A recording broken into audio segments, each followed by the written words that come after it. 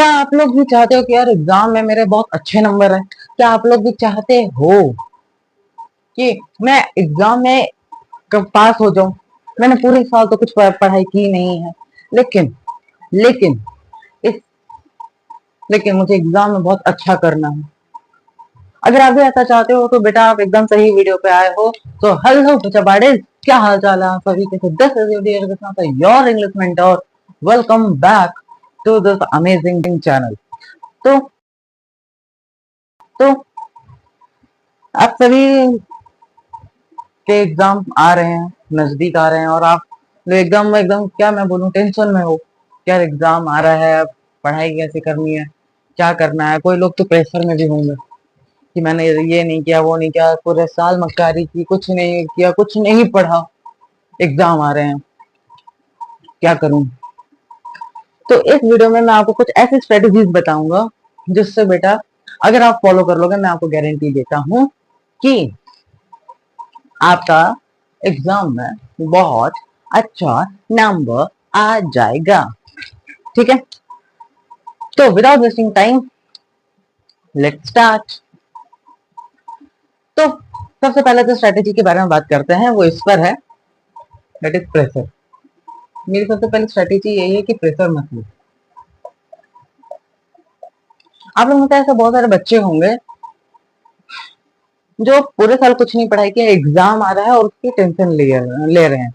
Tension लगी हुई है उन्हें कि अब मेरा एग्जाम आ रहा है, अब मैं कैसे क्या करूं, मैंने तो कुछ भी नहीं पढ़ा, है ना? अगर मैं फेल हो गया तो मेरे रिलेटिव्स क्या कहेंगे, मेरे फ्रेंड्स क्या कहेंगे, मेरे टीचर्स क्या कहेंगे?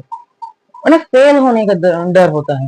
वो ओवर थिंकिंग करते रहते हैं हर वक्त, जिनसे वो पढ़ भी नहीं पाते हैं, स्ट्रेस में रहते हैं, और एग्जाम जाता है पानी में, है ना? तो इस ओवर थिंकिंग प्रॉब्लम को सर कैसे खत्म करें? सबसे पहले मैं बोलना चाहूंगा कि बेटा ये प्रेशर जो है ना, ये मत लो भैया, प्रेशर है मत लो। क्यों लेना? फेल होने का डर है तुम्हें, फेल होने का डर है। क्या होगा फेल हो जाएगा तो? फिर रिलेटिव्स ये कहेंगे, फ्रेंड्स मेरा मजाक उड़ाएंगे, पेरेंट्स कहेंगे, टीचर्स मुझे कहेंगे, जो कहेगा कहेगा। फिर बेटा आज तुमने मक्कारी की थी और तुम फेल हो गए, इसलिए लोग हंस रहे। तुम्हें पता है कि मैंने मक्कारी की थी इसलिए लोग हंसने लगे मुझे। कोई बात नहीं ना, अगली बार फिर से मेहनत कर लेना और फिर सबका मुंह बंद करवा देना। सिंपल है यार। अरे लंबी छलांग मारने के लिए भी आदमी को थोड़ा पीछे जाना पड़ता है, उसमें कोई बड़ी बात नहीं है।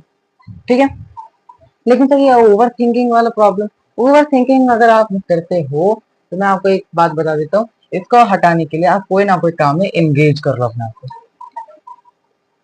कोई ना कोई काम है यार, तुम्हें जब लगे कि यार मैं बहुत ज्यादा ही सोच रहा हूँ, बहुत ज्यादा सोच रहा हूँ, फोन उठा लो, कुछ देखना शुरू कर दो, कोई एक्टिविटी में अपने आप को एंगेज कर लो, जिससे ये ओवर थिंकिंग बंद हो जाए। और यही बच्चे ओवर थिंकिंग करते करते करते करते वो अपना टाइम बर्बाद कर देते हैं। इसलिए ओवर थिंकिंग नहीं करना। तो सबसे पहला स्ट्रेटेजी यही था मेरा कि प्रेशर भैया नहीं रहना। नेक्स्ट जो मेरा स्ट्रेटेजी है, जो मैं नेक्स्ट जो बताने जा रहा हूँ स्ट्रेटेजी, वो है बेटा क्या, be focused. Be focused. Sir पढ़ने तो बैठते हैं लेकिन फिर डिस्ट्रैक्ट हो जाते हैं। पढ़ने तो बैठते हैं लेकिन फिर डिस्ट्रैक्ट हो जाते हैं, कभी ये हो जाता है, कभी ये कॉल आ जाता है, कभी मन करता है कि कुछ मोबाइल में गेम चला लूं, कभी मन करता है किसी से बात कर लूं, कभी मन करता है यार कि गाने सुन लूं, और पढ़ नहीं पाता हूँ। अगर आपको बेटा यही प्रॉब्लम है तो अपने आप से बस ये एक लाइन कहना, क्या कि अगर मैं 10 मिनट यहाँ पे बर्बाद कर रहा हूँ ना, तो उस 10 मिनट में 100 बच्चे मेरे से आगे निकल रहा है। ये आपको अंदर से ट्रिगर करेगा। क्या मैंने कहा लाइन, कि अगर आपने 10 मिनट बर्बाद कर रहे हो तो आपके 100 बच्चे आगे निकल रहे हैं, आपसे आगे निकल रहे हैं। ठीक है सर, मुझे ना डिस्ट्रैक्शन का प्रॉब्लम है, मैं बार बार डिस्ट्रैक्ट हो जाता हूँ। अगर बेटा आपसे डिस्ट्रैक्ट होते हो कि मैं इतना 4 घंटे से लगातार पढ़ रहा हूँ, फिर मैंने फोन उठा लिया, तो उसमें कोई प्रॉब्लम नहीं है। डिस्ट्रैक्ट होना प्रॉब्लम नहीं है। डिस्ट्रैक्ट अगेन ऐसे डिस्ट्रैक्ट होना प्रॉब्लम नहीं है, लेकिन जब वही डिस्ट्रैक्शन आपका एडिक्शन में बदल जाता है, जब वही डिस्ट्रैक्शन आपका एडिक्शन में बदल जाता है, तो फिर वो प्रॉब्लम है।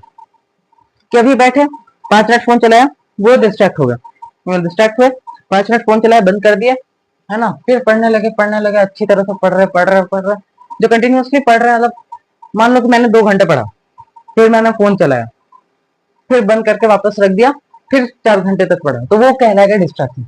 एडिक्शन मतलब 1 घंटे पढ़ा, फोन उठाया, फोन देखा, फिर या कोई भी एक्टिविटी की, रख दिया, फिर पढ़ने बैठा, फिर उठा के वो काम किया, फिर रख दिया, फिर पढ़ने बैठा, फिर उठा, फिर वही काम करने लगा, तो वो एडिक्शन है, वो फिर प्रॉब्लमेटिक हो जाता है आपके लिए।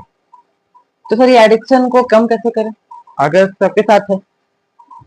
सर मेरे जैसा जिसको भी ऐसा लगे कि ये तो मेरे साथ हो रहा है, हम भी बैठते हैं पढ़ने के लिए बैठते हैं, लेकिन कोई ना कोई फिर काम के लिए उठ जाते हैं।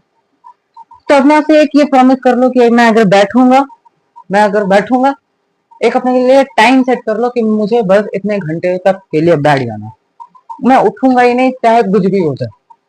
मैंने अगर इतने घंटे तक, जैसे मान लो मैंने 3 घंटे तक सोचा कि मैं 3 घंटे तक पढ़ के ही रहूंगा, उससे पहले तो उठने का नाम ही नहीं लूंगा। अगर आपको यही थॉट है तो आप डिस्ट्रैक्ट हो गए नहीं। 3 घंटे हमने सोचा है कि हम भाई पढ़ के ही रहेंगे चाहे कुछ हो जाए, 3 घंटे बैठ जाओ, बस कॉपी किताब लेकर पूरा बैठ जाओ और पढ़ना शुरू कर दो। कुछ भी आ रहा है दिमाग में, बहुत कुछ आएगा, लेकिन हमने सोच लिया ना कि भैया 3 घंटे पढ़ के उठेंगे तो पढ़ के ही उठेंगे, दैट्स इट। नहीं बैठा जा रहा ना, बैठ जाओ बस, नहीं पढ़ा जा रहा पढ़ लो बस, और कोई रास्ता नहीं है। अच्छा, एक प्रॉब्लम आती है कि सर कितने घंटे पढ़े, कितने घंटे पढ़े, कितने घंटे पढ़े सर, कितने घंटे।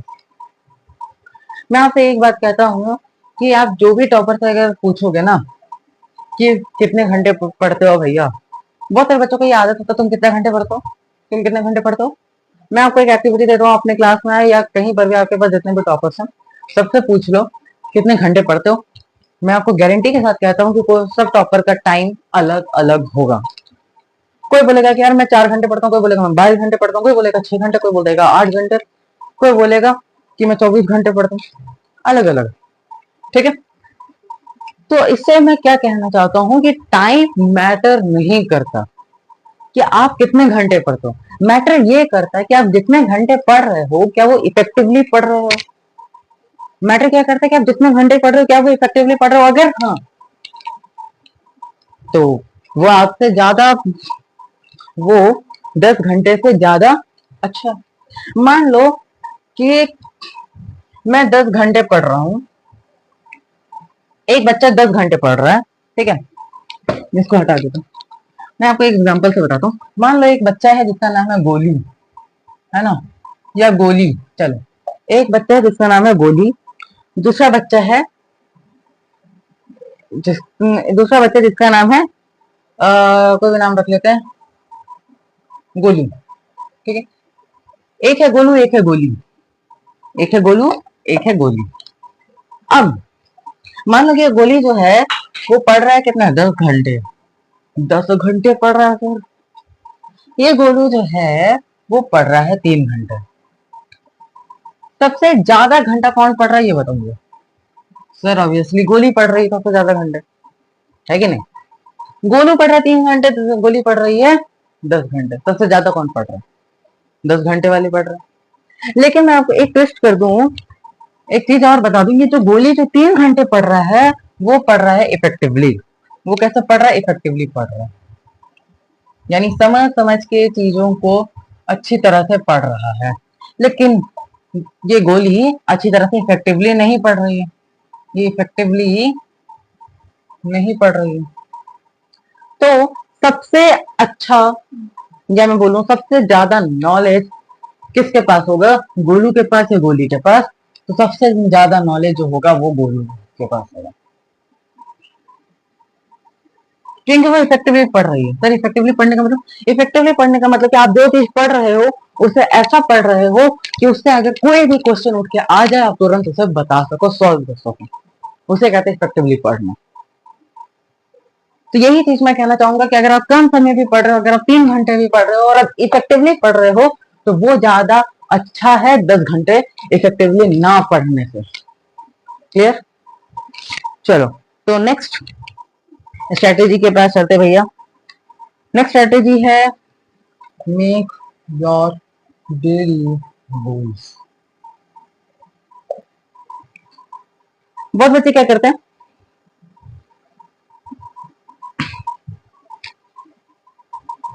अब एग्जाम आ रहा है, 1 हफ्ते है, 1 हफ्ते बचे हैं एग्जाम आने में। बच्चे क्या करते हैं, टाइम टेबल बनाना शुरू कर देते हैं कि मुझे ये करना है, मुझे वो करना है। मैं आपको बस बेटा ये बता देना चाहता हूँ कि टाइम टेबल मत बनाओ, नहीं बनाना टाइम टेबल। टाइम टेबल मेरे लिए इलॉजिकल थिंग है। मैं सही बोलूँ तो टाइम टेबल मेरे लिए इलॉजिकल थिंग है। टाइम टेबल मुझे एकदम भी लॉजिकल नहीं लगता। क्यों? क्योंकि जैसे मैंने लिख दिया 10 से 11 मुझे क्या करना है, 10 से 11 मुझे बात है ना, या मुझे नहाना है, या 10 से 11 मुझे पढ़ने बैठ जाना है, पढ़ना है ना। जैसे मान लो कि मैंने ये लिख दिया 10 से 11 मुझे पढ़ना है। अब कल को क्या हो गया, 10 से 11 के बीच में आपकी दीदी आ गई और फिर आप उसी में व्यस्त हो गए, या 10 से 11 कहीं बाहर चले गए, तो ये चीज तो आप हट गया ना, ये चीज तो हट गया। तो इसलिए मुझे लगता है कि ये टाइम टेबल बेकार है। टाइम टेबल की जगह आप गोल सेट करो, गोल्स। टाइम टेबल और गोल्स में अंतर क्या है? टाइम टेबल में क्या है ना कि आप टाइम से मैं क्या बोलूं, बांध लेते हो अपने आप को क्या, और वो डेली फॉलो होता है कि यार मुझे इतने घंटे ये करना, मुझे इतने घंटे ये करना। जैसे मान लो कोई टाइम टेबल बना, यही ले लेता हूँ 10 से 11 मुझे पढ़ना है, लिखा है कि 10 से 11 मुझे पढ़ने का समय, और 12 बजे आपको कोई मीटिंग में जाना है, ठीक है, और वो मीटिंग में आपको कार्ड लेके जाना है और आप वो कार्ड लेना भूल गए, बनाना भूल गए, तो आप क्या कर लिया, 10 से 11 के बीच में कार्ड बना लिया। लेकिन भाई 10 से 11 बीच में तो पढ़ने का समय था ना, आप कार्ड क्यों बनाए? 10 से 11 के बीच में आप पढ़ने का समय था, वो पढ़ने का समय गया कहाँ? तो इसलिए मुझे ये टाइम टेबल इलॉजिकल लगता है। लेकिन गोल्स में क्या होता है, गोल्स सेट करते कि मुझे ये ये चीज करना है, मुझे ये दिन में इतनी ये चीज अचीव करना है। जैसे मान लो ये आज का दिन है, मैं उसमें गोल्स लिख दिया कि आज मुझे किसी हाल में एसएसटी का 2 चैप्टर कंप्लीट करना है, इस चैप्टर का क्वेश्चन आंसर मुझे याद करना है। उससे क्या होता है ना, क्या टाइम बंधा हुआ नहीं रहता, गोल्स में टाइम बंधा हुआ नहीं रहता। सबसे पहली बात ये, गोल्स में क्या है कि इतने गोल्स तो मुझे कंप्लीट करके रहने हैं, चाहे मैं कुछ भी करूं, चाहे मेरे रिलेटिव्स आए, चाहे मेरी दीदी आए, कोई भी आए, मुझे ये गोल्स कंप्लीट करके रहना। टाइम टेबल में भी कोई दिक्कत वाली बात नहीं है, टाइम टेबल में भी कोई दिक्कत वाली बात नहीं है अगर आप कंसिस्टेंट रहोगे तो। कंसिस्टेंट मतलब कंसिस्टेंसी के साथ अपना वर्क करोगे। यार मेरा 10 से 11 पढ़ने का समय है तो मैं पढ़ूंगा, चाहे मेरी दीदी आए, चाहे कोई आए, चाहे मेरे कोई इतने भी अच्छे दोस्त आ जाए, मुझे 10 से 11 पढ़ना है तो पढ़ना है, चाहे कुछ भी हो। अगर आप कंसिस्टेंसी के साथ करोगे तो टाइम टेबल अच्छा है। लेकिन आप अगर ऐसा नहीं कर पाते हो, 10 से 11 पढ़ने का समय है, आप कुछ और काम करने लग जाते हो, तो उस वक्त आपको सिर्फ गोल्स बनाना चाहिए और एक नियम, एक अपने आप को रूल दे देना चाहिए, एक क्या, कि मुझे ये गोल्स कंप्लीट करने हैं सर। लेकिन अगर गोल्स भी मैं कंप्लीट ना कर पाऊं तो एक अपने आप को क्या करो ना, एक स्ट्रेटेजी मैं बताता हूँ, रिवॉर्ड सिस्टम।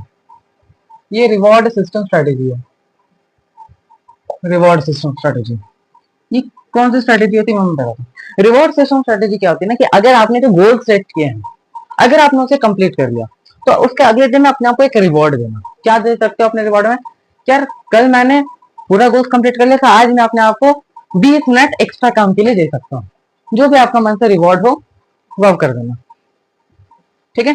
और अगर आपने 1 महीना लगातार पूरे गोल्स को कंप्लीट किया, तो आप क्या रिवॉर्ड दे सकते हो कि अगले महीने, अगले दिन मतलब मैं 2 घंटा एक्स्ट्रा ले सकता हूँ अपने यूज के लिए। 2 घंटे में वो काम कर सकता हूँ जो मुझे करना अच्छा लगता है। क्लियर?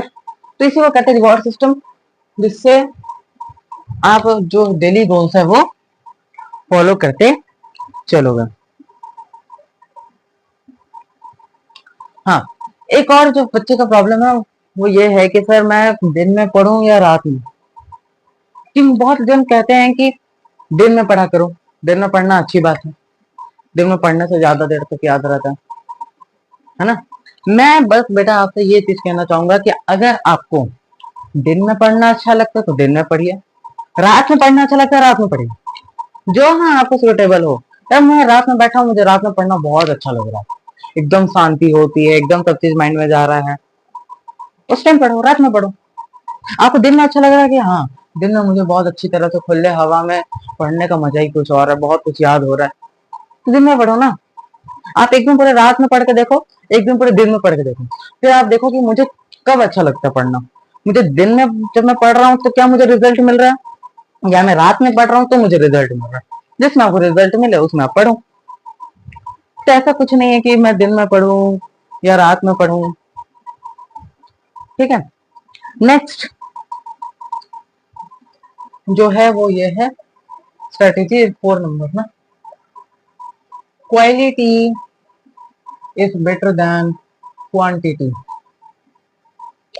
ये वही चीज है जो मैंने आपसे कहा कि quality is better than quantity. मतलब बेटा ये कि अगर मैं कम चैप्टर्स भी पढ़ रहा हूँ और मैं अच्छी तरह से पढ़ रहा हूँ तो वो ज्यादा असरदार है एज कंपेयर टू मैंने सब चैप्टर्स पढ़े हैं लेकिन मैंने अच्छी तरह से नहीं पढ़ा, है ना। जैसे मान लो कि 10 चैप्टर हैं जो एग्जाम में आ रहे हैं, अगर मैंने उस 10 में से 6 चैप्टर्स भी पढ़ रखे हैं ना और अच्छी तरह से पढ़ रखे हैं ना, तो वो ज्यादा फायदेमंद है as compare to 10 chapter.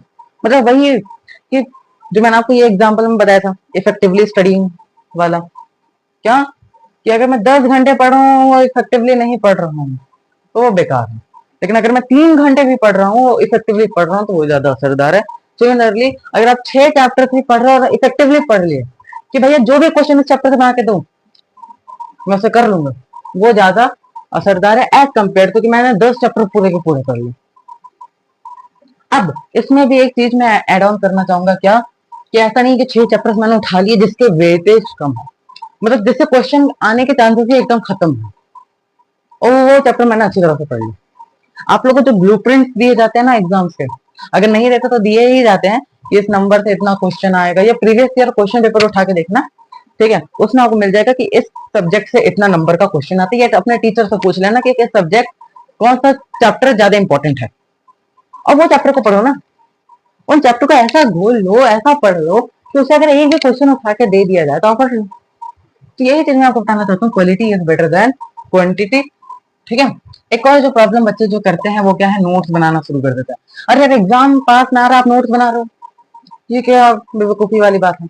Exam पास में आ रहा है वो नोट्स बना रहे हो, नोट्स ही कैसे बना रहे हो, एकदम सुंदर सुंदर black pen, green pen, blue pen, sketch pen. अरे एग्जाम नजदीक आ रहा है नोट्स बना रहे हैं, वो भी एकदम सजा सजा के बेचना है क्या, टाइम हो गया म्यूजियम में लगाओगे नोट्स, नहीं ना। तो फिर तो नोट्स बनाना आपको इस वक्त नहीं, क्योंकि एग्जाम बहुत नजदीक आ रहा है। आपको क्या करना है कि नोट्स अगर आपको पढ़ना है, आप दोस्त के नोट्स उठा लो, किसी टॉपर के नोट्स उठा लो और उससे पढ़ो, क्लियर। क्योंकि जब टाइम था उस टाइम नोट्स बनाया जाता है, जब एग्जाम नजदीक आ रहा है उस टाइम नोट्स बनाने में अपना टाइम वेस्ट मत करो। ज्यादा से ज्यादा चैप्टर्स पढ़ो और वो भी कैसे पढ़ना है, इफेक्टिवली पढ़ना, क्लियर। अब जो ये जो लास्ट लास्ट जो आता है स्टेप, जो मोस्ट इंपॉर्टेंट स्टेप है वो है रिवीजन। रिवीजन, ये रिवीजन बेटा एक ऐसा ब्रह्मास्त्र है जिससे कोई भी चीज खत्म हो जाती है।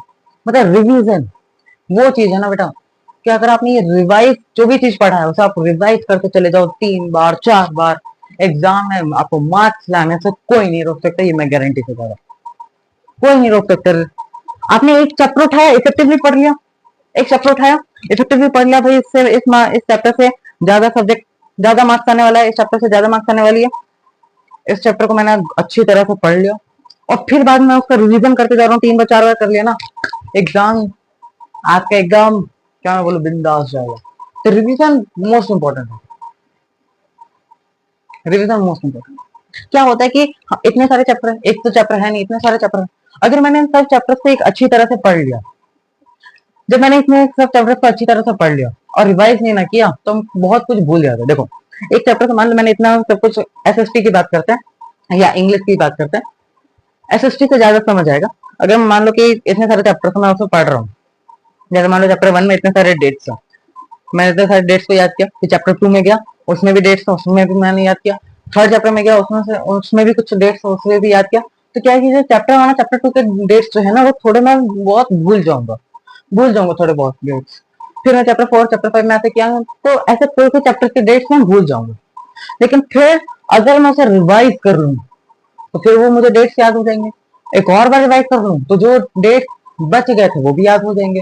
और रिवाइज कर लूँ तो एकदम चैप्टर अच्छी तरह से याद हो जाएगा। लेकिन अगर मैं सिर्फ कंसिस्टेंटली अच्छी तरह से पढ़ते चलूं तो जो डेट्स आपने याद किए तो फिर तो वो भूल जा रहे हो और रिवाइज भी आप नहीं किए तो वो क्या होगा कि जो आप डेट्स भूल गए और कल को एग्जाम में उसी से क्वेश्चन पूछ दिया तो फिर आप क्या करोगे। तो इसीलिए मैं आपको बोल रहा हूँ रिवीजन इंपॉर्टेंट है। रिवीजन कितनी बार करना भैया, 3 से 4 बार करो, इनफ है। 3 से 4 बार इनफ है, ठीक है। 3 से 4 बार करो, उससे भी ज्यादा भी कर सकते हो। लेकिन रिवीजन करने का तरीका भी और कुछ अलग होता है। रिवीजन का मतलब क्या होता है, रिविजिट करना। रिवीजन का मतलब क्या होता है, रिविजिट करना। अगर आप बोलोगे तो इसमें भी मैं थोड़ा डिटेल्ड वीडियो बना लूंगा रिवीजन पे। लेकिन मैं यही कहना चाहूंगा कि रिवीजन अच्छी तरह से करना। और बहुत सारे ऐसे टीचर्स भी होते हैं, क्या बहुत सारे ऐसे टीचर्स भी होते हैं वो क्या करते हैं ना, बच्चों को ना थोड़ा बहुत क्वेश्चन बता देते हैं या कुछ ऐसा टॉपिक अपने एक्सपीरियंस से बता देते हैं कि बाबू ये टॉपिक से ना ज्यादातर क्वेश्चन बनता ही बनता है। इंग्लिश में एक्टिव ऐसे वॉइस है ना, ये रूल का क्वेश्चन बनता ही है। एरर डिटेक्शन में ना टेंस में या प्रीपोजिशन में ही गलती सिर्फ होती है। वो अपने एक्सपीरियंस से बता देता है कि भैया ऐसा इस टॉपिक से इतना मार्क्स का क्वेश्चन आता ही आता है। तो उसमें ना स्टार मार्क कर देना और रिवीजन जब 3 से 4 बार करते हो ना उसमें ना ये टॉपिक को अच्छी तरह से रिवाइज कर लेना। क्लियर है। अगर आपने ये इतनी अच्छी तरह से जो मैंने स्ट्रेटेजीज बताई है ये इसको आपने अगर फॉलो कर लिया होगा ना आपके मार्क्स एकदम अच्छी तरह से आ जाएंगे। और मैं फिर से ये चीज कहना चाहूंगा जो मैंने एक शॉर्ट वीडियो में भी डाला था कि नो वाई टू डू, है ना। आपको पता होना चाहिए कि क्यों करना है मुझे, ऑटोमेटिकली यार हो जाएगा। क्लियर। तो यही स्ट्रेटेजीज थी जो मैंने ढूंढ के लाया, रिसर्च किया है और जो भी मैंने अपने एक्सपीरियंस किया वो सब। फेल होने का एकदम टेंशन मत करना, फेल हो जाओगे अच्छी बात है, कोई दिक्कत वाली बात नहीं है। फेल हो जाएंगे कोई बात नहीं, अगली बार फिर से मेहनत करेंगे, फिर से आगे बढ़ जाएंगे। मैंने आपको वो बताया था कि जंप करने के लिए भी थोड़ा पीछे आना पड़ता है ना। जब बॉलर, तुम क्रिकेट अगर देखते हो तो जो बॉलर है वो बॉल फेंकता है आउट करने के लिए तो वो थोड़ा पीछे जाकर फिर अचानक से दौड़ते हुए आकर ऐसे बॉल फेंकता है ना। तो कोई चीज ज्यादा बूस्ट करने के लिए थोड़ा सा पीछे जाना पड़ेगा। क्लियर है। तो bye bye, tata, see you, जय Hind, all the best for your exam. जो भी डाउट हो आप पूछिए, I will try to answer you definitely. Love you all. और मेरा डियर कृष्णा सर इंस्टाग्राम में आईडी फॉलो कर लेना, ठीक है। और ये चैनल को सब्सक्राइब कर लेना। मेरा इंस्टा आईडी क्या है मैं बता दे रहा हूँ आपको। Insta ID dear underscore Krishna underscore sir, ठीक है। इसको आप फॉलो कर लेना, इसमें मैं आपको कुछ अपडेट्स बताऊंगा। और वीडियो को लाइक और शेयर और सब्सक्राइब कर देना। जय हिंद, जय भारत। आपका एग्जाम बहुत अच्छी तरह से जाएगा। Trust yourself, trust your dear Krishna sir.